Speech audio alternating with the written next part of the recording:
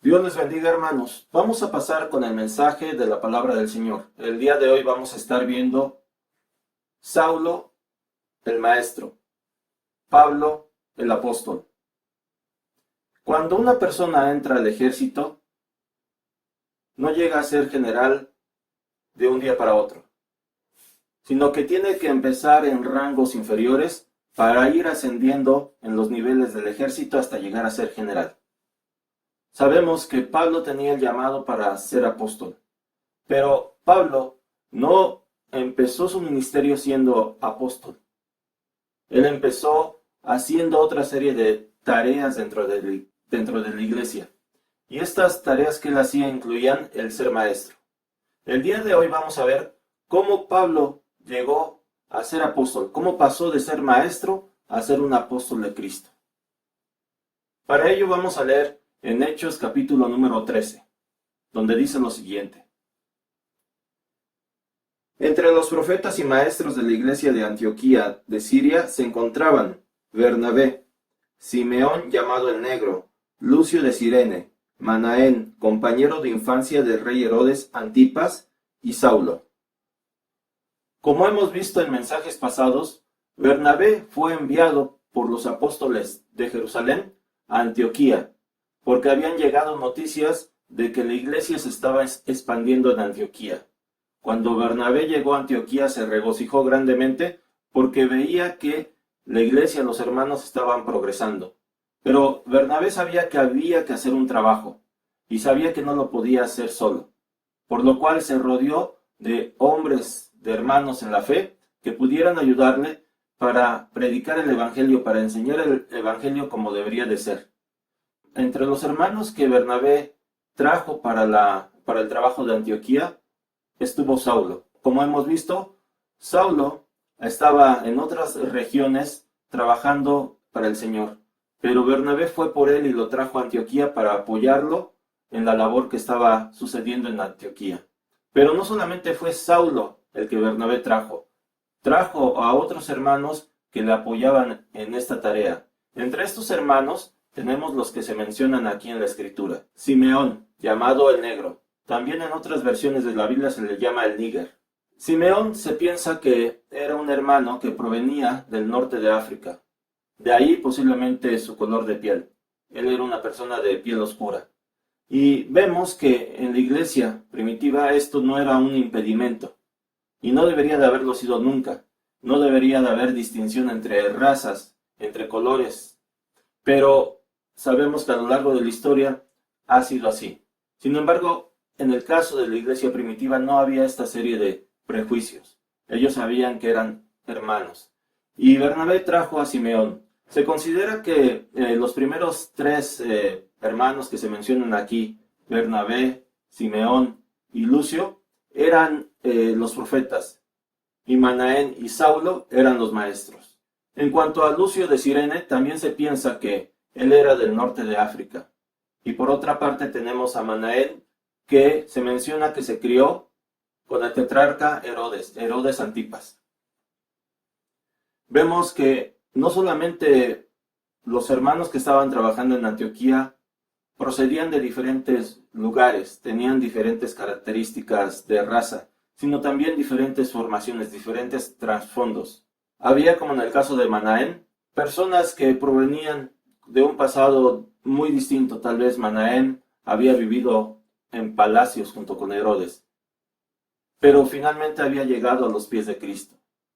Entre todos los que se mencionan en esta lista, el último, el que se menciona al final, como diría Pablo, como un abortivo, es Saulo.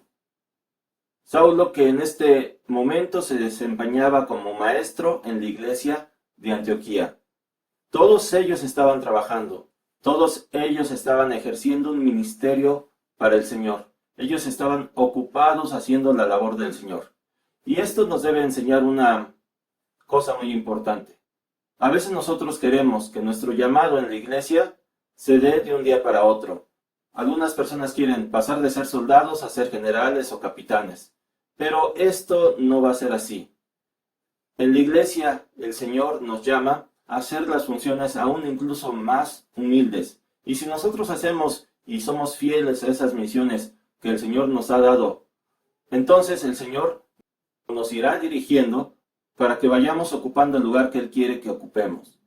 Dios tiene un plan, y un plan normalmente tiene fases. Entonces seamos pacientes y dejémonos guiar por el Señor, por su Espíritu, y Él nos llamará y nos pondrá en el lugar que Él quiere, en el momento que sea adecuado. Y justamente esto es lo que vemos en el versículo número 2, donde podemos leer lo siguiente. Cierto día, mientras estos hombres adoraban al Señor y ayunaban, el Espíritu Santo dijo, designen a Bernabé y a Saulo para el trabajo especial al cual los he llamado. Así que después de pasar más tiempo en ayuno y oración, les impusieron las manos y los enviaron. Vemos 3 puntos aquí importantes en el llamado que Dios, el Espíritu Santo, iba a hacer a estos hombres. Ellos estaban adorando y estaban ayunando. Y es importante que mientras nosotros estamos ejerciendo el ministerio, el trabajo que Dios ha puesto que nosotros hagamos en algún momento dentro de la iglesia, igualmente estemos contentos, estemos adorándole y en este caso, como los discípulos en Antioquía, estemos ayunando. El ayuno es una forma de rendir nuestra vida, nuestro cuerpo, lo que nosotros somos al Señor. Es decirle que estamos dispuestos a hacer lo que Él desee que nosotros hagamos, que estamos dispuestos a hacer su voluntad. Entonces, vemos aquí que los discípulos en Antioquía estaban adorando y estaban ayunando. Y en ese momento fue cuando el Espíritu Santo entonces hace un llamado específico, da un mensaje específico para que sean apartados Bernabé, el que era el primero en la lista que acabamos de ver en el versículo número 1, y aparten también a Saulo, el último en la lista, el que era un maestro. Entonces vemos que el Espíritu Santo da dirección. ¿Cómo fue esta dirección que dio el Espíritu Santo? Tal vez a través, muy posiblemente, a través de los profetas que estaban ahí. Tal vez fue el propio Bernabé, tal vez fue Simeón o tal vez fue Lucio. Alguno de ellos recibió el mensaje y lo dio. Y ellos obedecieron. Pero obedecieron y a la vez siguieron en ayuno y oración para tener dirección de exactamente cuál era el llamado, cuál era la obra que el Espíritu Santo estaba queriendo que Pablo y Bernabé, o que Bernabé y Saulo, mejor dicho, que Bernabé y Saulo hicieran. Y después de un tiempo de oración y de ayuno, entonces ellos fueron enviados. Pero fueron enviados con el apoyo, no solamente en oración, que es el más importante, pero también con el apoyo económico que se necesitaba para el viaje que ellos iban a hacer. Aquí vemos que la iglesia de Antioquía había trabajado en conjunto, había trabajado en equipo en forma local, pero ahora seguían trabajando en equipo, enviando a los que Dios había elegido para la tarea especial que Él tenía en mente. ¿Y cuál era esta tarea especial? Este es un parteaguas en la historia de la humanidad. ¿Por qué es un parteaguas? Porque es un momento clave. Bueno, nuestro Señor Jesús había dicho a sus discípulos que ellos tenían que llevar el mensaje del Evangelio primeramente a Jerusalén, después a Judea y Samaria y después hasta lo último de la tierra. Y en este momento se está cumpliendo esto. Los discípulos en este caso de Antioquía, estaban obedeciendo el llamado que el Señor les estaba dando para llevar el mensaje hasta lo último de la tierra. Por esto, este es un momento clave. Es un momento clave no solamente en la historia de la iglesia, sino en la historia de la humanidad. Si Bernabé y Saulo no hubieran obedecido el llamado del Señor, entonces la historia de la humanidad hubiera sido muy distinta. Pero ellos obedecieron al Señor y salieron de Antioquía, llevando el mensaje del Evangelio al resto del mundo, hasta los últimos rincones de la tierra. Y seguimos leyendo en Hechos capítulo número 13, versículo 4. Entonces Bernabé y Saulo fueron enviados por el Espíritu Santo. Descendieron hasta el puerto de Seleucia y después navegaron hacia la isla de Chipre. Allí, en la ciudad de Salamina, fueron a las sinagogas judías y predicaron la palabra de Dios.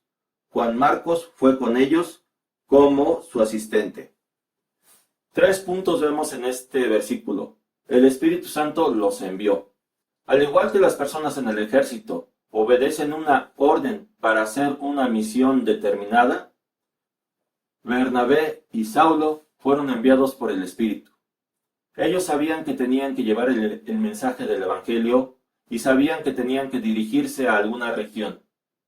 Pero una vez que ellos tenían su misión y sabían hacia dónde deberían de ir, ellos tenían que tomar decisiones propias. Un soldado, un militar, aunque está obedeciendo una orden, la orden no abarca todos los pequeños detalles, todas las decisiones que día con día se tienen que tomar. Un militar, un soldado, sabe que tiene que cumplir una misión, sabe que debe de hacerlo de cierta manera, pero las decisiones de día con día, qué pasos debe de dar, él mismo las tiene que tomar. En forma semejante, Bernabé y Saulo decidieron ir a Chipre. ¿Y por qué decidieron ir a Chipre? ¿Será que el Espíritu Santo se los dijo? ¿Será que fue una decisión propia? Yo creo que fue una decisión que tomaron ellos. Y fue una decisión basada en ciertos aspectos prácticos. Bernabé era de Chipre. Y seguramente como Bernabé era de Chipre, tenía personas, contactos ahí que podrían apoyarlos en esta tarea. Y entonces es una decisión lógica que ellos toman. El Espíritu Santo da la orden, los envía, pero ellos tienen que tomar decisiones lógicas. Ellos tienen que tomar decisiones propias.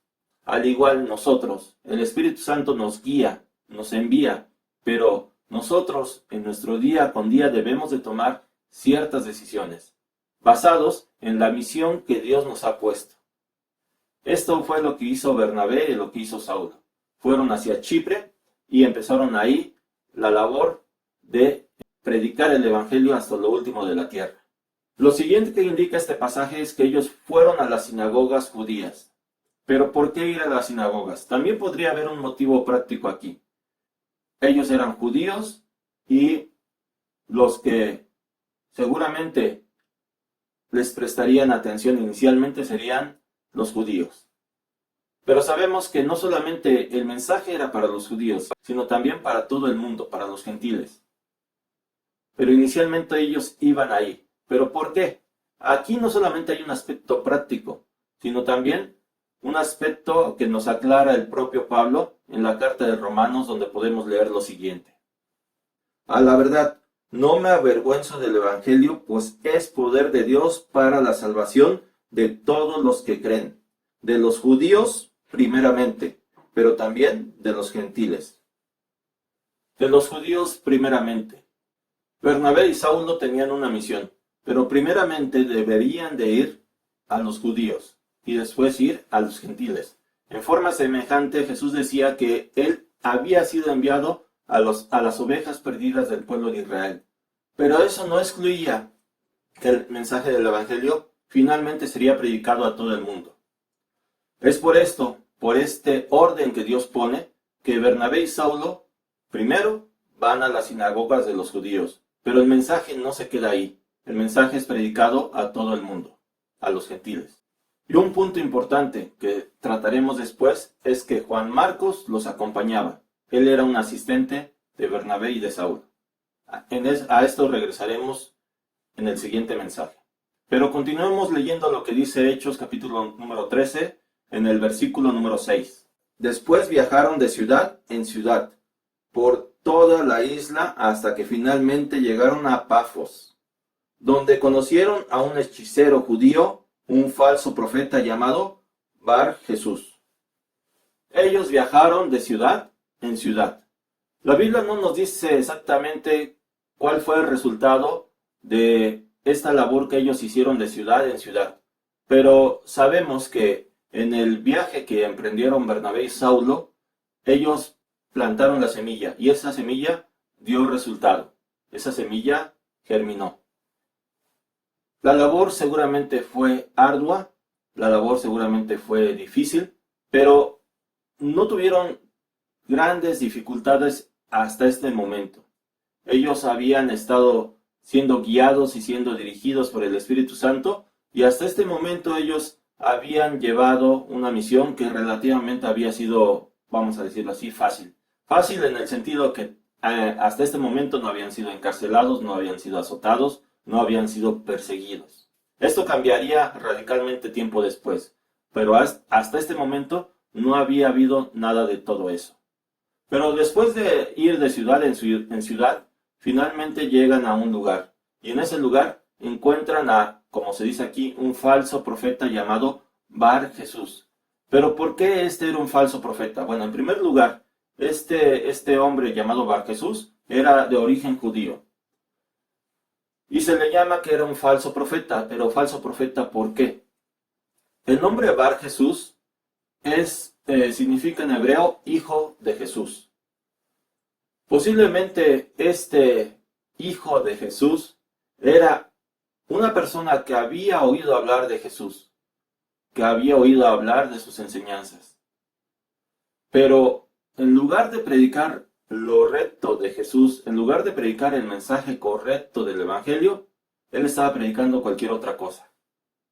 En nuestros días hay muchas personas que se dicen cristianos, hay muchas personas que se dicen seguidores de Jesús, pero el mensaje que predican es muy contrario a la doctrina cristiana, al mensaje del Evangelio que Jesús dejó.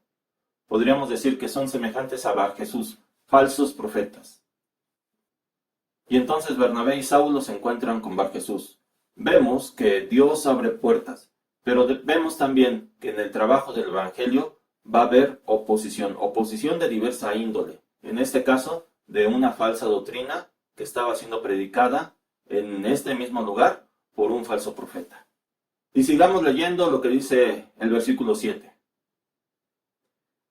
El tal se había pegado al gobernador Sergio Paulo, quien era un hombre inteligente. El gobernador invitó a Bernabé y a Saulo para que fueran a verlo, porque quería oír la palabra de Dios. Pero Elimás, el hechicero, eso es lo que significa su nombre en griego, se entrometió y trataba de persuadir al gobernador para que no prestara atención a lo que Bernabé y Saulo decían. Trataba de impedir que el gobernador creyera. Dios abre puertas y tal fue el resultado del trabajo que estaban haciendo Bernabé y Saulo, que el gobernador de aquella región, el gobernador de aquella tierra, el que había sido puesto por Roma, Sergio Paulo, los invitó para escucharnos. Dios abre puertas y Dios nos va a abrir puertas para que nosotros vayamos y hagamos la misión que Él nos tiene preparada. Pero va a haber oposición. Y la oposición estaba aquí representada en este caso por Bar Jesús, por Elimás, el hechicero. Y vemos que la intención de este Bar Jesús de Elimás era que el gobernador no escuchara el mensaje del Evangelio. Él quería seguir teniendo al gobernador engañado, con su falsa doctrina, con su falsa enseñanza, con algo que seguramente hablaba de Jesús, pero que lo distorsionaba mucho. Esta situación la vamos a ver a lo largo de la historia, y esta situación actualmente la seguimos viviendo con muchos falsos profetas, con muchos grupos que no enseñan lo que realmente la palabra de Dios dice, con muchas personas que hablan de Jesús, pero un Jesús que está muy distorsionado, muy apartado del Jesús bíblico. Tengamos cuidado con esto y sepamos que debemos nosotros estar predicando y debemos nosotros estar enseñando conforme a la palabra de Dios, conforme a la Biblia. Y el versículo 9 nos dice lo siguiente. Saulo, también conocido como Pablo, fue lleno del Espíritu Santo y miró al hechicero a los ojos. Luego dijo, tú, hijo del diablo, lleno de toda clase de engaño y fraude, enemigo de todo lo bueno, ¿nunca dejarás de distorsionar los caminos verdaderos del Señor? Ahora mira, el Señor ha puesto su mano de castigo sobre ti y quedarás ciego. No verás la luz del sol por un tiempo.